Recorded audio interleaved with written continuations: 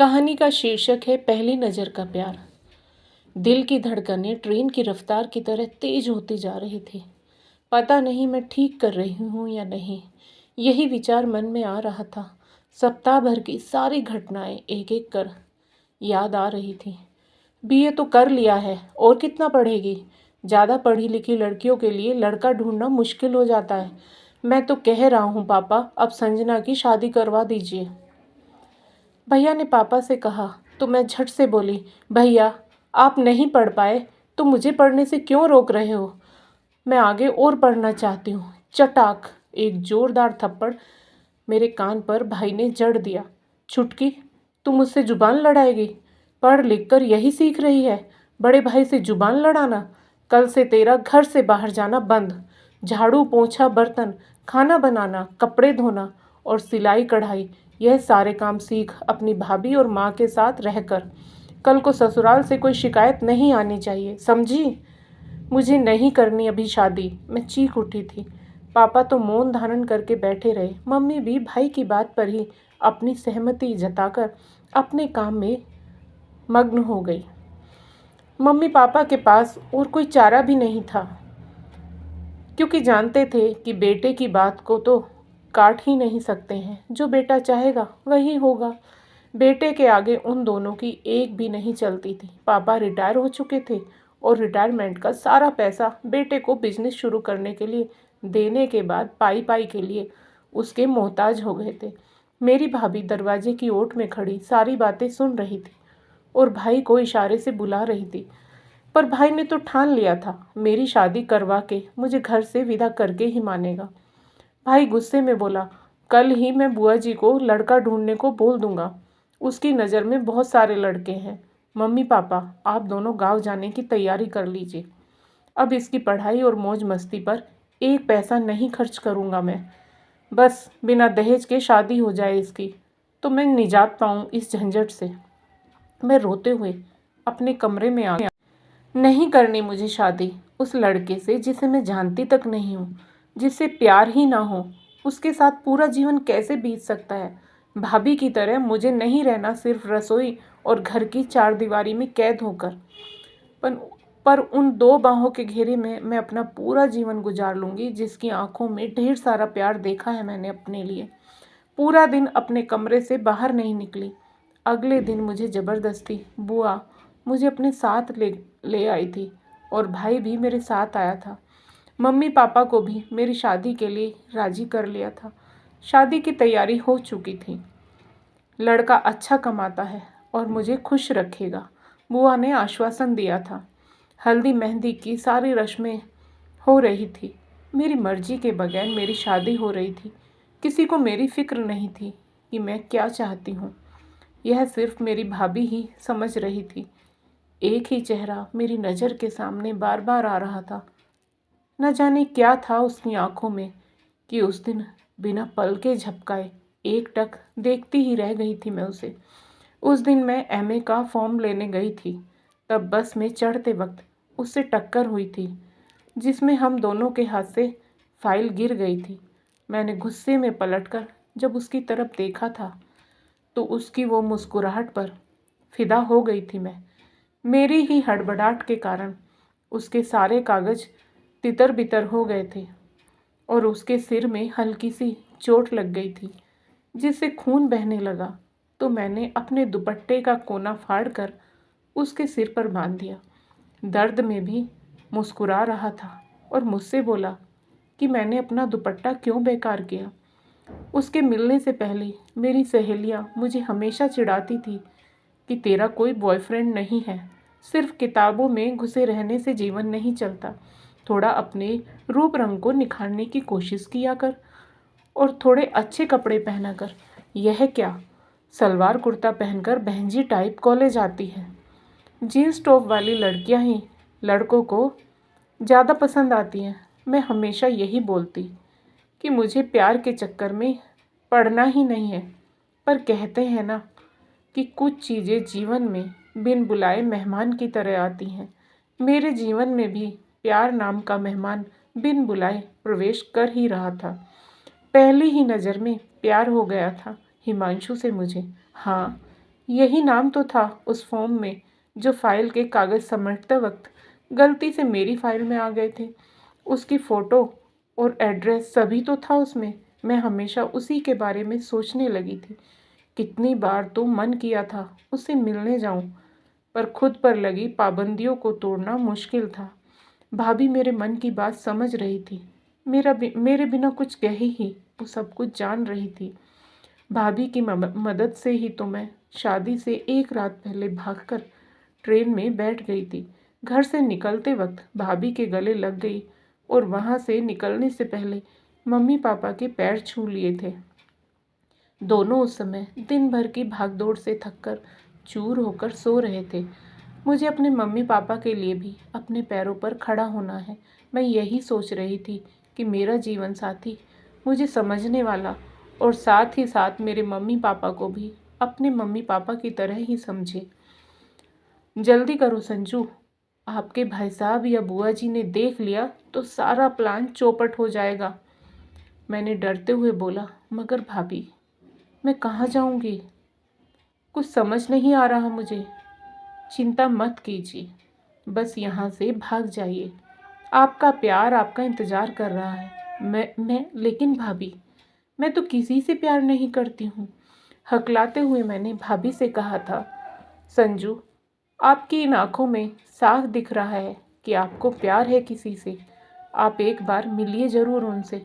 मुझे उम्मीद है वो आपको ज़रूर अपनाएंगे। लेकिन भाभी, मैं तो यह भी नहीं जानती हूँ कि वो मेरे बारे में क्या सोचता है।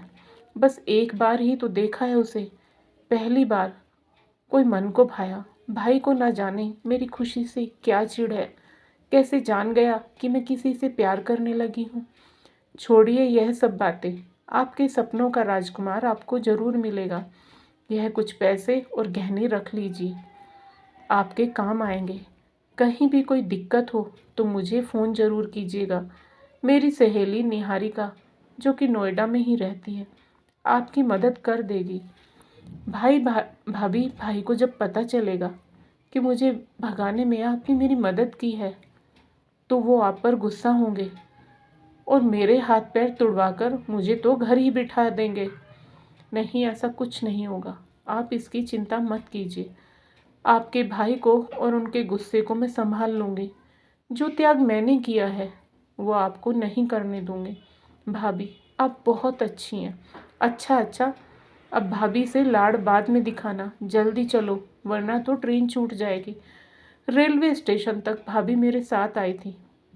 मेरी टिकट का इंतज़ाम भी उन्होंने ही करवाया था। भाभी के लिए चिंता सता रही थी और अपने भविष्य के लिए भी मन में डर समाया हुआ था। पढ़कर अपने पैरों पर खड़ा होना चाहती थी, पर यह मेरे कदम मुझे किस ओर ले जा रहे थे। पहली नज़र के पहले प्यार का नशा मुझ पर भी चढ़ सकता है, कभी सोचा ही नहीं था। टीटी ने बड़े घूर कर मेरी ओर देखते हुए पूछा, संजना सिंह, सीट नंबर 18? जी सर। आईडी दिखाते वक्त मेरे हाथ में लगी ब्राइडल मेहंदी पर उसकी नज़र जब पड़ी तो उसकी आंखों में ढेरों सवाल थे। साथ ही एक कुटिल मुस्कान देता हुआ वो वहाँ से चला गया। पर मेरे मन में डर समा गया था। पूरी बॉगी में बहुत कम पैसेंजर थे। बड़ी मुश्किल से बीती वो रात। अगले दिन दिल्ली पहुँची तो भाभी की सहेली मुझे लेने आई हुई थी। उन्हें देखकर मुझ में भी खोया आत्मविश्वास लौट रहा था। अगले ही दिन उन्होंने मुझे अपने ऑफिस में, जहाँ वो काम करती थी, वहाँ इंटरव्यू के लिए अपने साथ ले आई। मुझे कंप्यूटर ऑपरेटर की जॉब मिल गई। मुझे पहले नौकरी करनी है, पैसे कमाने हैं, फिर आगे की पढ़ाई भी पूरी करनी है। मन में ठान लिया था। हिमांशु को भूली तो नहीं थी, पर समय ही नहीं मिल रहा था उसे ढूंढने का। मेरी किस्मत में जो लिखा होगा वो मुझे मिलकर ही रहेगा, इसी उम्मीद पर जी रही थी। एक दिन अचानक उससे मुलाकात हो गई। उसने मुझे पहली नज़र में ही पहचान लिया। अरे संजना जी, मुझे पहचाना? मैंने सिर्फ हाँ में गर्दन हिलाई और अपने बैग से उसका वो फॉर्म जो 5 साल से संभाल कर रखा हुआ था उसे ये कहते हुए दे दिया कि यह लीजिए, आपकी अमानत। अच्छा, पर आपकी यह अमानत तो मैं हरगिज नहीं दूंगा। उसने अपनी जीन्स की पॉकेट से एक गुलाबी दुपट्टे का टुकड़ा निकाला।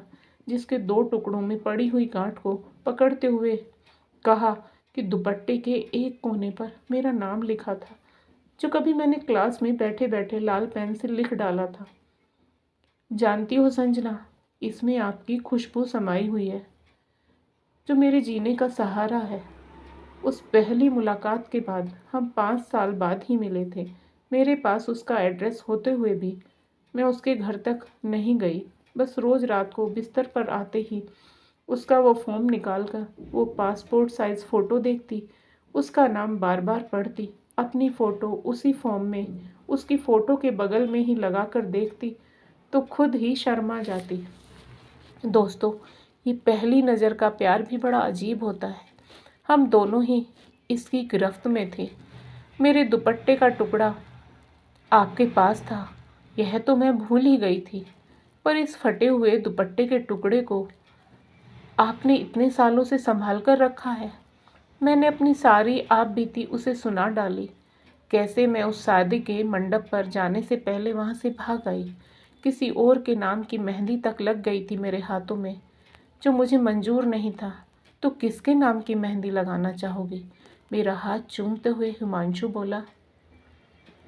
आपके नाम की, मैंने शर्माते हुए कहा। हिमांशु ने बताया कि तुमको ढूंढने की बहुत कोशिश की मैंने, पर इस दुपट्टे के टुकड़े और तुम्हारे नाम के सिवाय कुछ भी पता नहीं था तुम्हारे बारे में मुझे, कि तुम कहाँ रहती हो। दोबारा कभी कॉलेज या बस स्टॉप पर कहीं देखा भी तो नहीं तुम्हें। एमए पूरा होने के बाद मेरी भी नौकरी लग गई और अब मेरी शादी के लिए मेरे परिवार वाले मुझ पर जोर डाल रहे हैं। पिछले कुछ सालों से जिसे मैं टाल रहा हूँ, मन में एक उम्मीद थी कि तुम ज़रूर मिलोगे। हम अब रोज़ शाम को पार्क में घंटों बैठते और ढेर सारी बातें करते। मेरी भाभी मुझे फ़ोन पर मम्मी पापा और भाई के बारे में बताती रहती थी। भाई को जब मेरे कमरे से गायब होने की खबर लगी तो आग बबूला हो गया था। उस लड़के के बारे में पता करवाया जिससे बुआ ने मेरी शादी तय करवा दी थी। वो पहले से ही शादीशुदा निकला और नशे की लत का शिकार भी था। वो जो होता है अच्छा ही होता है। मेरे पापा मम्मी खुश थे। उनसे भी फ़ोन पर बात हुआ करती थी। मैंने भी नौकरी करते हुए अपना एमए तो पूरा किया ही, साथ में बैंकिंग की तैयारी भी करती रही। बैंक पीओ में मेरा सिलेक्शन हो गया। हिमांशु ने मुझे अपने मम्मी पापा से मिलवाया। वो दोनों हमारी शादी के लिए तुरंत राजी हो गए। मेरे भाई भाभी मम्मी पापा सब लोग मुझे आशीर्वाद देने आए थे। भाई ने मुझे गले से लगा लिया और बोला, तुझे जो तकलीफ़ हुई उसके लिए बहन मुझे माफ़ कर दे। मैं और हिमांशु मंडप पर बैठे 7 जन्मों के लिए एक दूसरे के होने जा रहे थे। जब पंडित जी गठबंधन करने लगे तो हिमांशु ने वो गुलाबी दुपट्टे का टुकड़ा हमारे गठबंधन में बांध दिया। पहली नज़र का वह प्यार हमें जीवन भर के लिए वैवाहिक बंधन में बांध गया था। दोस्तों, संजना यूँ घर छोड़कर भागी। उसको तो अच्छा जीवन साथी मिल गया, लेकिन घर छोड़कर भागने वाली सभी लड़कियां संजना जितना भाग्यशाली नहीं होती है। इसलिए अपने जीवन का फैसला बहुत सोच समझ कर ले। हर किसी को हिमांशु नहीं मिला करते हैं। तो दोस्तों, आपको आज की कहानी कैसी लगी कृपया कमेंट करके अवश्य बताएं। और यदि आपको कहानी पसंद आई हो तो कहानी को लाइक करें, शेयर करें और साथ ही जिंदगी सरिता हिंदी स्टोरी चैनल को सब्सक्राइब करें। फिर मिलेंगे दोस्तों एक और नई कहानी को लेकर। तब तक आप अपने परिवार के साथ हंसते रहिए, मुस्कुराते रहिए, खुश रहिए। राधे राधे प्यारे दोस्तों।